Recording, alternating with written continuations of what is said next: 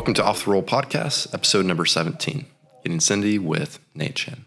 We're very fortunate to have Nate on Team STEK this year, and for those of you that are unfamiliar, we're going to dive into a whole lot more about him, his craft, and expertise. Now, it was a unique partnership that we're going to really let Nate tell you a little bit more about, but Nate is well known in the drift community. He's also a high-level professional, and he's really using his skill set to tailor to both audiences and being very successful in pursuing his passions as a result. So we wanted to get Nate on our podcast today so you folks can learn a little bit more about him and, you know, if drifting is something you want to get into, kind of understand what it takes and see what he's done to get at high of a level as he's performing at. So Nate, thank you so much for taking the time out of your busy schedule to jump on the podcast. Yeah, thanks for having me, Michael. I really appreciate it. And it's always fun to be able to collaborate with you on new projects. Absolutely, man. It was cool earlier this year. Had a chance to actually meet you in person after a little bit of back and forth for, I would say, I don't know, a few months probably. But it was cool when we actually kicked off the collaboration that we've going on. So it's nice to always get some more time with you, and I appreciate you again jumping on. We'll roll right into the questions because I have quite a few for you. We'll see if we get through them all. But I figured what better place to start than at the beginning and just kind of keeping it simple. How did you get into drifting? Were there any types of motorsports that caught your attention, or was it always drifting? Where did that passion come from? Yeah. So ever since I can remember, I've always been passionate about racing. I grew up watching Speed Racer because my dad watched Speed Racer, the 1960s cartoon, when he was growing up. And so he introduced that to me. And then that kind of just cascaded into NASCAR and Supercross and motocross. When I was growing up in the 90s, there was no drifting. F1 wasn't really popular in this country. So I ended up being a big fan of the Fast and the Furious franchise, saw a trailer for Tokyo Drift, and then I was a big nerd about it. I Googled it and found it was a real motorsport. And Formula Drift was the professional racing or drifting series in the United States. And I got my dad to take me to Formula Drift in 2007 and kind of waited around and hoped that they would come back, and they still have not. So I'm glad I didn't hold my breath for that one. But that allowed me to enter the sport on a grassroots level as a videographer. I picked up a camera that I had laying around because I would film my friends and I skateboarding. And I wanted to be more than a spectator, but I didn't come from a racing background. My parents were definitely not going to buy a 14-year-old a car. So that's how I got into the sport a little bit more. And by the time I was 15, I was shooting D1 Grand Prix in New Jersey, which was the first professional media pass that I had, which was really cool. I just kind of didn't tell them how old I was when I asked for a media pass, and luckily had built up a reputable enough skill set to, warrant or justify myself being there. And so I also shot Formula Drift as well from 2010 to 2012. And when I turned 16, I had saved up enough money from doing the video stuff, teaching skateboarding, and bought my first car, which was a 1987 BMW E30. So I took that to the track, bone stock, no modifications. And from there, just kind of progressed my driving and as well as the car over time. And then eventually it had a 1J swap and a roll cage. And it was a really fun car, but ultimately not competitive. And so I switched to an S14 with a 1JZ. And then I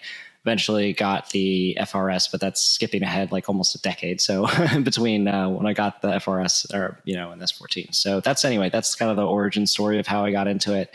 And it's been a blast and something that's been probably a focal point of my life for more than half of it. So yeah. Yeah.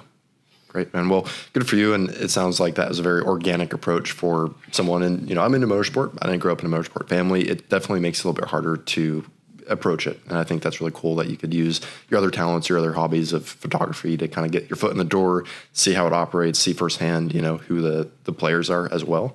And beyond that, taking those steps so that you can get yourself out there and do the thing that you enjoy, which I imagine is a little bit of a natural progression too, going from a bone stock, you say E30 to, these LS swaps. Did you know after your first couple of days out on the track, driving it, that you're like, oh, I want to do more of this? Was there any kind of hesitation you had, or was it like full speed ahead? Let's commit. Yeah. I mean, that's the funny thing. If you just look at, if you didn't know the backstory of where I came from and you just saw what I do today, it's a pretty daunting, it looks really daunting and it's like, oh, wow, this looks impossible. But I've always had the attitude that, I tell myself just like, I don't care. I'm going to do this. And that determination and grit has allowed me to progress to, having the, being able to afford the stuff that I've been able to do, and all of that stuff. And the skill level as well has just been built up over time. I mean, I think just from day one, I automatically knew it was just something that I really, really wanted to pursue. And there's just no better day than being at the track. Like, even a bad day at the track is still a day at the track. And I just love being there, love being able to progress. I'm all about growth in general, like outside of just the racing stuff. Like, it kind of reverberates around all parts of my life. And I love building new skill sets. I love building people. I love building companies and cars, of course. Actually, probably least favorite thing is building cars, because that can be just so physically frustrating when a single bolt, you can't really solve your way around that problem, right? Versus some of the other stuff I do, you just have to kind of use your mind to figure out the puzzle. But with that being said, it's just, I love growing, and I love being able to get better, and drifting and motorsports is such a challenge because it takes a lot of practice and dedication to get good at, or get proficient at those skill sets. But that's what makes it fun. If it was super easy, I probably would not be interested in it. Yeah. Anyone could do it. And there wouldn't be much sense of competition with that too. And I think that, determination for that self growth is also fueled by passion for just, getting the most out of your life. And as you said, a bad day at the track is ultimately still a good day. So that's really cool. And, we'll dive more into your history too, but just for our audience that's tuning in, more familiar with STEK maybe, how did you make your decision to initially reach out to STEK? How did we get on your radar? What was kind of your first thoughts as you were approaching us? Yeah, so I met you all through Daniel and at Fuel Fest, New Jersey last year, 2023. Saw you had a booth, pretty big presence. I had no idea what STEK was, but it looked pretty cool. I like the boldness of the brand, and the lettering is very unmistakable. So just kind of introduced myself. I was kind of wondering what you guys even did, and I did see your logo on Stewart's Corvette, who was driving that day, and just from there kind of forged a relationship, and then was introduced to you because I don't think you were there. And then once I kind of saw the product and was familiar with it, and it was like, okay, this could be this looks interesting. It could definitely have an interesting effect on my car. But what I didn't realize was the other qualities of PPF, because I just was not familiar with PPF and how it makes it so much easier to clean the car up. Like, it holds the paint together way better than anything. And these cars do suffer a lot of physical damage throughout the season, and being able to just wipe off all this tire scratches and marks, like, otherwise they just kind of just stay there. And I just, give up trying to remove them. But then obviously the physical presence of the dyno prism on both cars was amazing. I don't think pictures really do it justice. And I don't know how you can necessarily tune your camera to really capture how awesome of an effect it has on the cars, in person, or on camera in person. But just, the stunningness of the flake in the PPF for the Dyno Prism product is just amazing. And every time I talk about it with, fans or whatever, and I tell them, like, no, that's not paint, that's actually STEK's PPF. And they're just blown away because they have, like, it looks like it's naturally integrated into the paint, which is so cool. Yeah. Yeah. What I liked too, and we'll show some graphics. And if you guys haven't seen, we just actually released that video of our event weekend together, if you will. So I'll make sure we share that with you guys as well. But the Dyno Prism is over most of your vinyl graphics as well. So it's not just the blue paint that you have on your cars. It's also over the whites, the reds, the yellow. And so that pearl prism effect does look really good. It kind of enhances, like, the entire look of it. And if it was paint, if they're thinking about that closer, they're like, oh wait, you can't paint over vinyl. Like, you wouldn't paint over vinyl. So I think it creates opportunities for, different processes in the build, but to still be able to get a really high-end aesthetic with a little bit less risk behind it, knowing that the sole purpose or, primary purpose is to protect. So that's great. And, we're taking a little bit of risk here at STEK by going behind these drift competitors. And, Stewart was installer that had kind of naturally stumbled into getting our PPF on his car.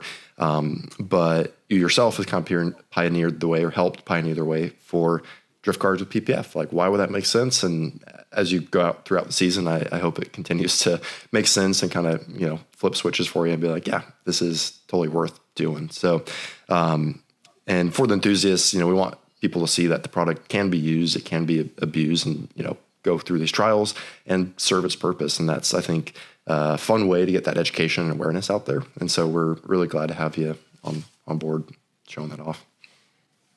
Yeah, no, again, really appreciate you taking the risk with partnering with me this year. And the product definitely immediately got put to use in round 1 at Atlanta. I got smashed into twice. But both times the PPF really held up the bodywork super well, and there is really no visible damage to the car unless you look up close and like it's a little scratched up. But I mean, it's been, again, phenomenal to have the product and its protection qualities on there. And it really does make a really big difference compared to what normal paint, receives in terms of abuse and like an ability not to be able to clean that up, I guess, with paint. Yeah. Or even the vinyl that, PPF, you can scratch past that self-healing top coat. You'll still see some scratches if it gets really heavily abused, but vinyl a lot of times will rip or tear quickly, and it kind of can totally pull away from the overall like quality and professionalism of the aesthetic. So it's nice to get it protected. Yeah. And definitely have seen that in the past where I've had, like the vinyl just naturally degrades when all the tire smoke and the heat from that, it turns like white into brown. And so far it has not, we have a similar, area of white on the rear wheels, but nothing has, it still looks like it's brand new, which is just really cool. Yeah. And could you kind of picture how the cars were going to turn out before we had AZ Rag Shop jump in there, start laying some panels? Or did it exceed your expectations? Was it kind of what you envisioned?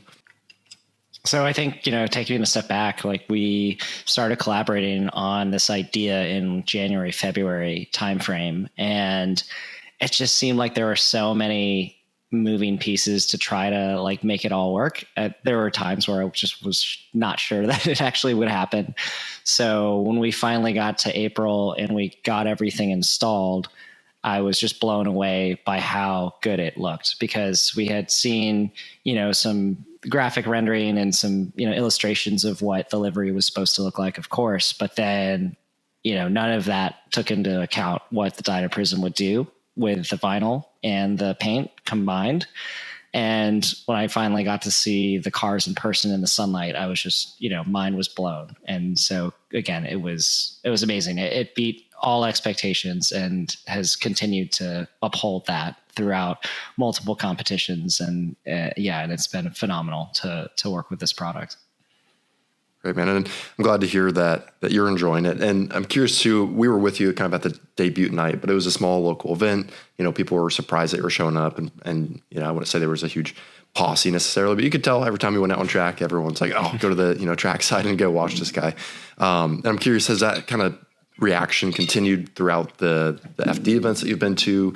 Have you had any comments of people coming up and talking to you about the cars outside of obviously the heavy modifications that you've done for performance? Yeah, so I actually was doing some testing last weekend at Clean Culture in Atlanta and was on Agent 00's live stream of several 100,000 people. I think he's like a video game Twitch guy. I honestly don't really follow it, but he had a blast. And it was kind of, one of the smaller, it's not a Formula Drift event, so it's a little smaller, but there were still tons and tons of people that had, they didn't have a Formula Drift knowledge or maybe hadn't seen the car before.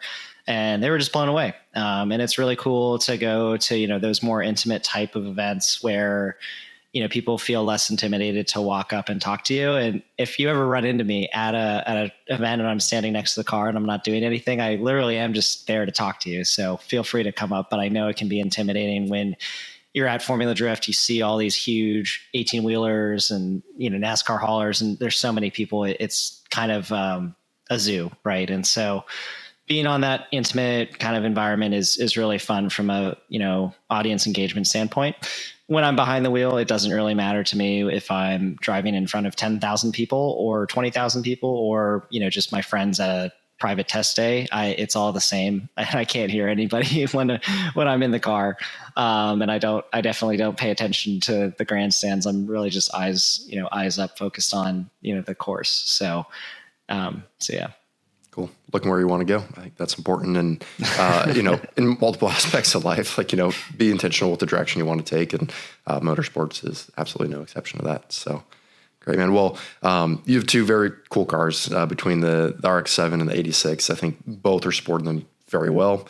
You drive both very well. And just seeing the professional level car that you built with the 86 is truly mind blowing. It was fun to ride with you. It was just as fun to go off the track and just see how much, tires you're burning, the sounds that it's making, the action. So, again, for any of our listeners that are curious, definitely go check out Nate Chen. We'll make sure all your content is linked below, including your own social media channels. So check that out. But I also know motorsport is really expensive, and you're self-made. You're very driven, as you said, very goal-oriented. And I was wondering if you're open to sharing a little bit with our audience. How did you kind of develop yourself as a professional? You don't have to go into any details you don't want to, but is there any advice that you'd have for other people? We have a lot of entrepreneurs that use our products, but there's also a lot of people that probably have their own goals and other small businesses, not automotive related, and wondering, can I do what I want to do someday? And you seem to be pretty successful at that at a pretty young age, but that's because I believe you started a long time ago. So anything you can share there would be great for the listeners. Yeah. So this whole journey has been part of a 10-year plan. That's when I really formalized how I was actually going to get to Formula Drift, because yes, of course, always wanted to be a race car driver ever since I can remember. But it was about 10 years ago that I had a pretty good understanding of what it would take from a money perspective, which was more. And I just didn't, have the path in front of me that was going to allow me to do that. And so at the time I was an intern for a large defense contractor doing videography or, marketing video stuff. And it kind of sucked all the fun out of it for me, to be honest. I have no idea. Their idea of content was sticking somebody in front of a camera with no visual stuff, aids or anything. And it was just an interview about something that it was way over my head. I have no idea. So not interesting. It wasn't getting to shoot Formula Drift, et cetera. But that's when I realized this isn't working. I need to pivot. And I think that's something that people in general could, probably benefit from. It's, when to cut your losses. Hey, I've tried this thing over and over and over again. I need to pivot to a new idea or a new path. And that's exactly what I did. I realized, hey, there's this opportunity with investment banking and finance, and it's really hard. And it seems like a long shot because of the number of people that want to do it and how many people are actually able to. But that didn't scare me. And same thing with race car driving. How many people want to be race car drivers, and then how many people actually make it? So what? You can definitely be one of those people. It's not zero, right? There is a number. And so I just really busted my butt and had to get up to speed really quickly. And it was really tough, but I just put my head down, did the grind, networked with a ton of different people. It was not, something that was handed to me. It was quite the opposite. And I had to prove to these people that I was networking with, hey, I'm hardworking, determined, and I know I don't know a whole lot right now, but I will get there very quickly and I will go outwork the person next to me. And that's exactly what happened. I floated an idea to somebody who was open to a winter internship, which was a 1 month, sprint of me trying to get any sort of skill and just add any value where I could. And then they really liked me. They offered me a summer internship, which was really important because basically if I didn't have a summer internship junior year, there was no hope of getting a full-time position after school. And then after that, I was networking the entire time with the hopes to be in New York for my first 2 years of investment banking because, I knew if I was anywhere near my cars, I would probably choose my cars over working on the weekend, and then I would probably get fired. So I knew I had to kind of separate from the end goal for a little bit, but I also wanted to experience what it was like to live in New York City, and it was really cool. I think it has the best food and drink in the world, and it is a really entertaining place, and it feels like a kind of unreal type of place. There's nowhere else like it to me. And it was fun. I got to enjoy that, but I was probably in the office 90% of the time when I was working, doing consumer sell side M&A for a firm called Stevens Inc. And it was really tough, but it set me on a career path that I was able to pivot to private equity, which is on the investing side of things. So investment banking, what I was doing was helping sell businesses. And then I switched to buying businesses on behalf of private equity firms. And in doing so, I was also able to move back to DC, which was all part of the plan. And I had saved up enough money to begin the build of the FRS at that point. So everything has honestly just come together as a whole. And I'm really fortunate it's all worked out. And it's one of those, 10-year plans that has actually come to fruition. And so the private equity career has gone really well. Currently vice president at Etelligent Group, which is a digital transformation company that focuses on high-end IT services at mainly the IRS. And I was actually the one to source that opportunity for IMB Partners, which is the sponsor involved when I was there full time. So having that ability to go from kind of the grunt level stuff that I started my career at, and then being the person where, hey, if I wasn't there, like that deal would not have come to the firm at all, is really cool and is something that I've worked really hard to get to.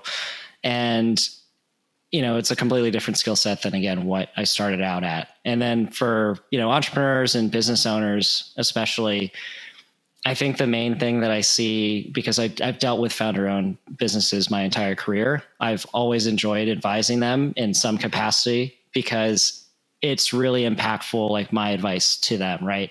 It's, they've built this business on their back from the ground up with their own blood, sweat, and tears, and everything is very, very meaningful to them.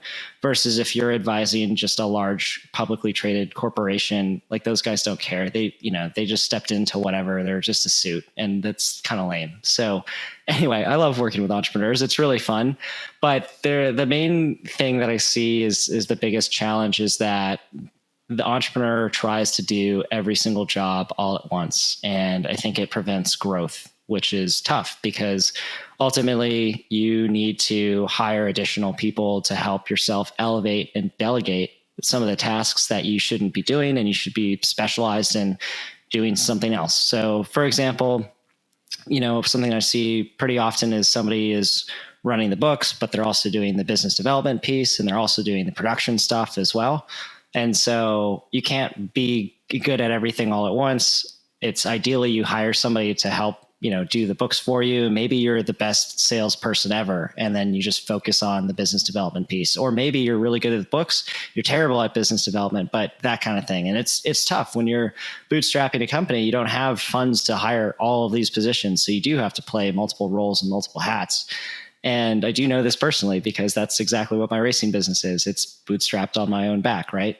And at the same time, I've been fortunate to be able to elevate and delegate some of the tasks that I know I'm just not great at, like the car building part. You can't be a professional car builder, professional driver, and somebody that's doing all the business development stuff, the partnership, the logistics. It's impossible, right? And so that's why I teamed with Chen Racing to basically get them to provide me a very great car that I can always rely on to drive. And then I can focus on the driving. I can focus on the partnership aspect. I can focus on the audience engagement, and et cetera, et cetera, et cetera. So I think that, again, it applies to every small business is, again, just figure out how you can get yourself into the highest dollar generating position in terms of like what you're going to be able to do to expand your business, is probably the biggest thing that I see is a challenge for small businesses. Yeah. That's great. I think you covered a lot there. And it started with really there's kind of like, the motorsport world, there's no replacement for displacement, hence the LS swaps, but also there's no replacement for hard work. And at the ground level, when you're starting from scratch or starting from nothing, you do have to put your head down, and that dedication and willing to sacrifice other things in your life during that time period is a really important foundation to lay. And to your next point, simple is successful. But as you scale, things are getting more complex. There's more moving pieces. And that is something that we always recommend to our clients as well. And any of our trainees that come in is know your strengths and play to those. And as you do expand your team, know what their strengths are and play towards those. Being able to comfortably delegate goes so far because there's only so much time in a day. And to your point, if, someone's a lot better at one role in the capacity of the business than the other person, they're going to be happier doing that, generally speaking, and they're going to have more passion in it. They're going to be continuing to, exponentially allow that growth to happen. Whereas this other person might be dragging their feet, banging their head, not as happy and passionate. So I think that's really great that you recognize too, like, oh, I've tried doing that all for my race team, and or for your race team being, Nate Chen, and stopping at Nate Chen. And you realize that the second that you do get uncomfortable, you invest in that growth for yourself, everything starts growing easier. And I think that goes a really long ways for, as you're saying, any entrepreneurs, smaller businesses. And we definitely see a lot of that opportunity too, to help, shops that have started one-man shows for multiple years start to expand. And we do what we can to help coach them along the way too, because it's, not everyone's common knowledge is in that space, formal education. They don't have that experience in the business world. So I think all the points that you said were absolutely right on. So cool. Well, good for you, Nate. And I'm glad to see that you have been able to, stay true to that 10-year plan. I think a lot of people, they know what 10-year plans are. They're like, yeah, it's an idea, but it's so far-fetched, so much changes in life, but you've been able to kind of stay on that path and stay driven. And, where that's got you is competing at, pretty much one of the highest levels of drift competition in the world. So that's really cool, man. Going back to, the drifting space, are there any events in particular that you're continuing to look forward to? What's kind of the next goals that you've set up for yourself as far as just continuing to develop your passion alongside the business opportunities? Yeah. So this year have a lot more events to go to. Formula Drift is obviously the priority, and looking forward to New Jersey in a couple of weeks. I just won the last time I was up there at the Gambler, which was great. And hopefully I can carry that momentum into this round as well. Then after that, I have St. Louis and then Utah in August. And then outside of Formula Drift, the other main competition series that I focus on is the Gambler, which is what I'm current points leader, I guess, after round one, which is great. And then I've actually podiumed the last, 3 competitions in a row that I've entered at the Gambler. So again, looking forward to that one at E-Town, but then I have Grid Life in Lime Rock. And then I actually have Drift Appalachia this weekend, which is a really cool event in Kentucky. So they actually closed down the mountain roads. And so it's a legal toge to be able to drift. And so I'll be driving the RX-7 at that one. Really cool. I've never drifted on the mountain before. So it goes back to the Fast and Furious roots of like, hey man, we're doing it. Exactly. I don't know if learning how to drift on a mountain would be such a good idea though. So, ironically, actually my spotter, Charlie Tyson, was an original member of Hey Man, which is an iconic Japanese drift team. And he grew up in Dakota Air Base, and that's where he learned how to drive. So I think he actually did learn how to drive an A86 old school Corolla in the mountains, which is really cool. But it's kind of funny having that come full circle where, he's kind of been a long-term friend and mentor, a little bit older than I am, I guess, if he was driving in the 90s and I was born in the 90s. But again, it's kind of funny seeing how that kind of goes full circle. So overall goals for this year, definitely to finish top 3 in PROSPEC in Formula Drift, and hopefully make it to pro after that next year. And, we're off to a decent start. Got 6th place or 7th place in the first round in Atlanta, lost to the guy that won the event. So, it happens. And the judges did say like, hey, yeah, you guys had the best battle of the night. It's unfortunate that it happened in the top 8 instead of the finals. So it is what it is. We're going to try to push forward, especially at New Jersey, which I think will be a very strong round for me. And, but overall, look, I always love having fun with this. I think people don't quite understand what motivates me as a person, which is growth and competition. And I love like the stress of it, because that's what gets me up and makes me motivated and all of that. So with that being said, like I may appear to be very serious all the time, but it's a lot of fun, and being able to compete on this level is amazing and a dream come true. And so with all the stress and et cetera, I'm still having a blast. And actually, I'm really excited in New Jersey for the halftime show, because you just sent me a bunch of water bottles and sunglasses to be able to give out that say STEK. And I have the water bottle right in front of me, which thank you very much. And we're going to be asking audience questions like, is this final or is this PPF, and other stuff to really bring some brand awareness to STEK. And I've actually had at almost every single event, I've had somebody come up to me that's either an installer or someone who has their product or your product on their car.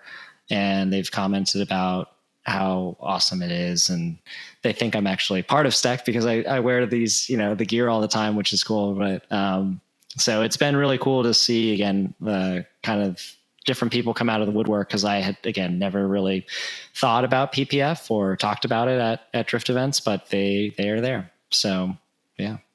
Beautiful. Well, I'm glad that it has gone full circle for you. And it sounds like you are also, recognizing those wins along the way, whether it's doing really well at, the Gambler events, being very competitive, having one of the best runs at FD in Atlanta, and for what's to come in New Jersey. I know once you're running and you're as busy of a guy as you are, time management is a huge priority. And from what I saw, even just our weekend together, you were very busy. You're managing multiple things to be able to go out and do this. And so I'm glad to hear you say that it is still fun. And, even if you seem serious, because that's what it took to get there. And that's how it takes to, run a clean weekend and be successful out there, that you're still having fun. Because at the end of the day, that's, probably why you got into it. And for that sake of competition, it is fun competition. You're pushing yourself to your limits, trying to be as best version of yourself as a driver, as professional as possible, along other guys that are using different approaches, but also very, very competitive. So I encourage you to keep that up. I think you'll go very far in the motorsport.